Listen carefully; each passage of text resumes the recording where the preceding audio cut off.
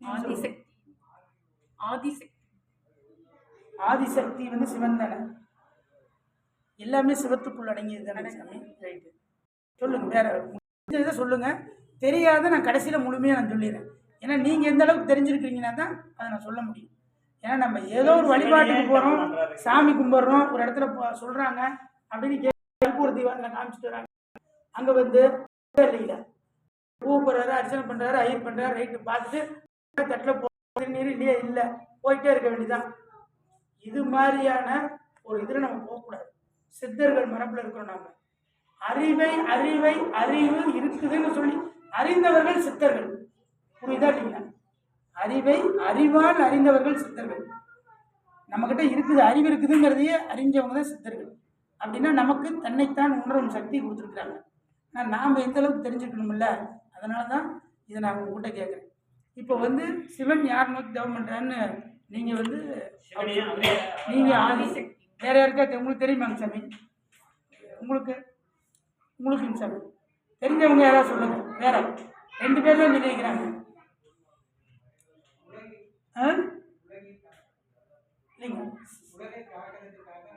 இல்லைங்க, சிவன் வந்து யாரை நோக்கி தவம் பண்றாருங்கிறத கேள்வி. உலகை காக்கிறது இல்லைங்க, பிரம்மாவை நோக்கி தவம் பண்றாரு சிவன். ஏங்க சார், சிவ தத்துவமே பிரம்மா கூட தான் சார். காத்தல், படைத்தல், அழித்தல், 3க்குமே அதிபதி அவர் தான். புரியுதா இல்லைங்க? சொல்லுங்க சாமி, வேற தெரிஞ்சவங்க சொல்லுங்க. நமச்சிவாயம் சொல்லுங்க சாமி. சாமி, நம்ம ஒவ்வொருத்தரும் வந்து ருத்ராட்சி போட்டிருக்கோம், ருத்ராட்சி போடல, அது முக்கியம் இல்லை. இறைவனை நோக்கி நாம் வந்து பயணம் பண்ணிட்டு இருக்கோம். அவரை பற்றியான கொஞ்சமாக நாம் தெரிஞ்சிருக்கணும்ல. அப்போ தான் நம்ம அடுத்த இந்த குழந்தைங்களுக்கு சொல்லிக் கொடுக்கணும் இல்லைங்க. புரியுதா இல்லைங்களா? பஞ்சாட்சரம் எத்தனை எழுத்து? நமச்சிவாயம் எத்தனை எழுத்துங்க பஞ்சாட்சரம்? 5. சொல்லுங்க, 5 எழுத்தா? 5 எழுத்து சொல்லுங்க. 5 எழுத்து தெரியலீங்களா? 5 எழுத்துன்னு தெரியும், ஆனால் எதுவும் தெரியல.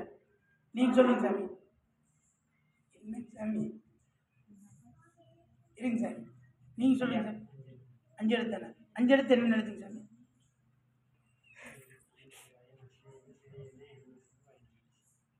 5 வரி சொல்றீங்க சாமி. நான் கேட்கறது பஞ்சாட்சரம் 5 எழுத்துன்றீங்க. 5 எழுத்து என்னென்ன எழுத்து நீங்க சொல்லுங்க சாமி. சாமி, இங்க இருக்கவங்களுக்கு யாருக்குமே தெரியாது தானே? சொல்லிடுங்க. தெரியுதுன்னா கை தூக்கிடுங்க, நான் சொல்லிடுறேன். இருங்க சார். சாமி, தெரியாதவங்க கை தூக்கிடுங்க, நான் சொல்லிடுறேன். இப்ப சொல்றேன் பாருங்க.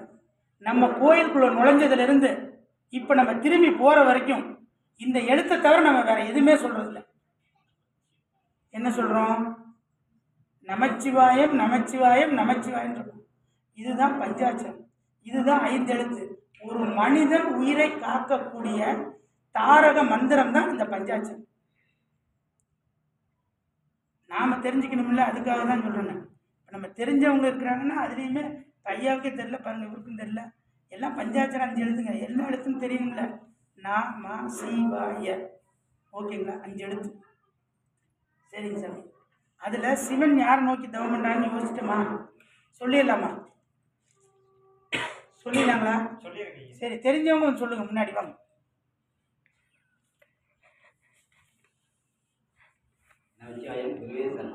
சிவபெருமான் பார்த்தீங்கன்னா தன்னை நோக்கி தானே தவம் இருக்கார். சித்த பெருமக்கள் என்ன சொல்லியிருக்கிறாங்கன்னா, உனக்குள் உன்னை தேடு அப்படின்னு இருக்காங்க. அந்த உனக்குள் உன்னை தேடுதான் சிவபெருமான் வந்து தன்னை நோக்கி தானே தவம் இருக்கிறது. நமச்சிவாயம். நமச்சிவாயம். அதாவது இப்போ நம்ம பார்த்தீங்கன்னா ஒரு ஆலயத்துக்கு போகிறோம். ஆலயத்துக்கு போயிட்டு பார்த்தீங்கன்னா வழிபாடுக்கு போகிறோம். 2 வாரம் போவோம், இல்லை 1 வாரம் போவோம், இல்லை 3 வாரம் போவோம், இல்லை 7 வாரம் போவோம், ஏன் 12 வாரம் கூட போவோம். நான் நம்ம காரியம் நடந்துட்டா 13வது வாரம் போக மாட்டேன். அப்போ மனிதனுக்கு சுயநலமா பொது நலம். திரும்பி நமக்கு எப்போ அடுத்த காரியம் தேவைப்படுதோ அப்போ தான் அந்த இடத்துக்கு போகும். நமக்கு ஒன்று தேவையில்லா தான் போகும், தேவையில்லாம போகும். ஆனால் நம்மளோட தர்மம், இந்து தர்மம், பண்டைய கால தர்மம், நம்மளை பார்த்து வழி நடத்துகிறவங்க தான் இந்த உலகத்தில் உள்ள அத்தனை பேருமே. ஆனால் நாம் என்ன பண்ணுறோம் அப்படின்னா, இப்போ ஒரு ஏன் திரும்ப திரும்ப சொல்கிறோம், ஒரு கிறிஸ்துவர் அப்படின்னா ஞாயிற்றுக்கிழமை எங்கேயுமே போக மாட்டேன், சர்ச்சில் தான் இருப்போம். ஒரு முஸ்லீம் அப்படின்னா வெள்ளிக்கிழமை கோடி ரூபா கொடுத்தீங்கன்னா தூக்கி எறிஞ்சிட்டு முதல்ல அவன் அந்த வழிபாடு தான் பார்ப்போம். ஆனால் நம்மளோட பாரம்பரிய வழிபாடு வந்து மிக ஒரு அற்புதமான வழிபாடு. அந்த வழிபாட்டில் ஒவ்வொரு ஞாயிற்றுக்கிழமைக்கு சூரிய நாள், இந்த 4:06 ராகு காலத்தில் சித்தர்கள் சொல்லி வச்சுட்டு போன இந்த நாள் 2000 வருஷத்துக்கு முன்னாடியே நமக்கு சொல்லி வச்சுட்டு போயிருக்காங்க. இந்த நாளை நீங்கள் அற்புதமாக பயன்படுத்துங்க. ஆனால் இந்த நாளை நம்ம என்னென்னதுக்கெல்லாம் பயன்படுத்துகிறோம் பாருங்க. இப்போ நாம் இதில் உட்காந்துருக்கோம், ஆனால் என்னென்னதுக்கெல்லாம் இதுக்கு பயன்படுத்திட்டு இருந்தோம். இதுக்கு முன்னாடி ஓடுறதா குதிக்கிறதா பறக்கிறதான்னு பண்ணி புரியுதா இல்லை. அடுத்த விஷயத்துக்கு நம்ம அன்றைக்கி தூங்கணும், சாப்பிட்ணும், அவ்வளோதான். அன்றைக்கி நாள் பொழுது எப்படி கழிக்கலாம், டிவி பார்த்து கழிக்கலாமா, இல்லை வெளியூர் போய் கழிக்கலாமா, இப்படி நம்ம நாட்களை கழிச்சிட்டோம். புரியுதா இல்லைங்களா. ஒரு நாளாவது இறைவனுக்கு நமக்கு தொடர்பு ஏற்படுத்தணும். இதில் யாருக்கும் தேவையில்லை. ஆனால் இறைவனுக்கும் நீங்களும் ஒரு நாளாக தொடர்பு வச்சுக்கணும். அந்த தொடர்பு நாள் தான் இந்த ஞாயிற்றுக்கிழமை. சூரிய நாள் ராகு காலத்தில் இந்த அஷ்டமி திதியில் நடக்கக்கூடிய நேரம் தான் இந்த 1.5 மணி நேரம். இதில் வந்து இன்னைக்கு காலையிலேருந்து இருக்குதானா, இல்லை 4:30 தான் இருக்குது. 6:06 முடிஞ்சிருச்சு. அதுக்கப்புறம் நம்ம அந்த நேரம் அந்த நேரத்தோட இறைவனோட நம்ம வந்து தொடர்பு கொண்டு நமக்கு என்னென்னலாம் தேவை, நம்மளோட தேவைகளை பூர்த்தி பண்ணுறது இறைவனோட வேலைனா அவங்களுக்கு உண்டான அந்த ஸ்பரிசத்தை நம்ம வாங்கணும். அப்போ அந்த நேரங்களில் தொடர்ந்து நமக்கு தெரியாதவங்களுக்கும் சொல்லணும் 4:06 வாங்க. அதுபோல் இந்த சித்தர்கள் மரபில் இந்த 4:06 ராகு காலத்தில் இந்த வழிபாடுகள் தொடர்ந்து செய்யுங்க. சிவன் தன்னை நோக்கி தான் கவர்மெண்ட். புரியுதா நீங்கள். ஏன் அப்படின்னா தன்னைத்தானே உணர்ந்து தனக்குள் ஏற்படுற அந்த சக்தியை வெளிக்கொண்டு வந்து தான் மக்களுக்கு கொடுக்குது. அப்படின்னா தன்னைத்தானே உணர்றது தான் சித்தாந்தம். நம்ம உணரணும். புறத்தில் தேடி ஓடக்கூடாது. கோயிலில் 12 வாரம் போயினா 13 வாரம் அங்கே பாட்டுக்கு என்ன போனால் அதே மந்திரம் அதே இது.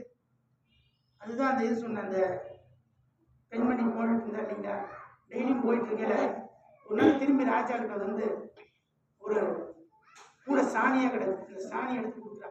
சாணி கூட எடுத்து கொடுத்தோடனே ராஜா அந்த இதுக்குள்ளே போடுங்க அப்படிங்கிற. கிணத்துக்குள்ளே போட்டால் அதில் தண்ணி சேர்ந்தனா வருங்களா, வராது. திரும்பி பார்த்தா இழுத்துக்கிட்டே இருக்கிறார். இழுத்து ராஜாவும் போட்டே இருக்கிறார். பனிப்பெண் சொன்னதை கரெக்டாக கேட்குறாரு. எடுத்து வெளியில் போகிறாரு, தண்ணி வரல. எப்படி ஓட்டக்கூடையில் தண்ணி வரும். ஆனால் திரும்பி பார்த்தா கொஞ்சம் நேரம் கழிச்சு அதை எடுத்து போடல. 4வது முறை எடுத்து போயில கூட சுத்தமாகிடுச்சு. அப்போ கேட்குறேன், ராஜா அது எப்படி இருந்துச்சு, என்ன சாணியாக இருந்துச்சு, இப்போ சுத்தமாக இருக்கு. இது மாதிரி தான் நானும் அதை கேட்டதுனால நான் சுத்தமாயிட்டேன். புரியுதா இல்லைங்க. அதுபோல் நம்மளோட இந்த செவி செய்தி அப்படிங்கிறது ரொம்ப முக்கியமானது. இந்த ஆன்ம பலன்கிறது ரொம்ப முக்கியமானது. நமச்சிவாயம் இதை தொடர்ந்து நமது ஆலய திருப்பணி நடந்துருக்கு.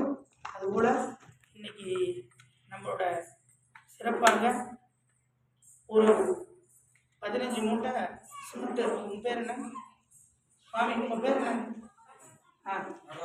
நடராஜன் என்கிறவர் வந்து ஒரு 15 மூட்டை வந்து சிமெண்ட் கொடுத்துருக்காரு. அது மாதிரி நம்ம ஆலய திருப்பணிக்கு எல்லாம் செஞ்சுட்டே இருக்கிறாங்க. எல்லாரும் இயன்றதை ₹1 கொடுத்தாலும் அந்த ஆலய திருப்பணிக்கு தான் அது நடக்கும். மென்மேலும் வளரணும். அதுபோல் நம்மளாட்டம் இன்னும் பல ஆயிரம் மக்கள் வந்து நன்மை பெறணும்னு சொல்லி வேண்டி அடுத்து நம்ம பஞ்சாட்சர மந்திரத்தை ஆரம்பிக்கிறோம். ஓம் நம சிவாய.